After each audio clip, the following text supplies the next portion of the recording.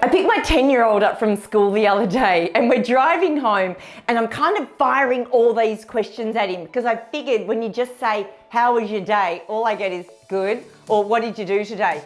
Not much. So I figured that that's not the way to find out about a 10-year-old and what he's been doing.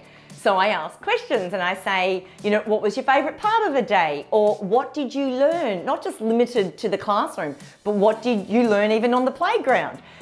What sport did you do today when you had PE? Or what's one thing that you know now when I'm picking you up that you didn't know this morning?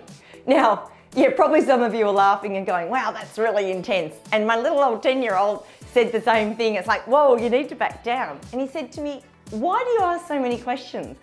And I said, because how else do I find out about what's going on in your life? How else do I find out about what you're enjoying or who you're hanging out with or what you like learning at the moment? How else do I find out if I don't ask you questions? Because I realized that one simple question about how was your day, it doesn't work. And it's such an interesting concept because we too often ask these open-ended, broad questions, literally like, how was your day today? And then we wonder why we don't really get a satisfactory or a juicy answer. So fast forward, I'm driving home from school the other day and he was going along answering my questions. And I said to him, because he was having a go at me again, and I said, what would life be like though if we didn't ask questions? And he turned around and he said, pretty plain. And I thought, yes, you've nailed it. Life would be pretty plain if we didn't ask questions and you would get the whole, yeah, good, or yeah, nothing.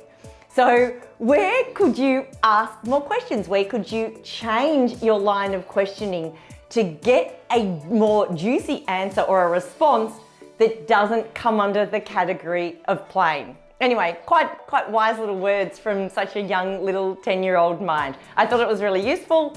See what you can do with it too, because after all, you are valuable.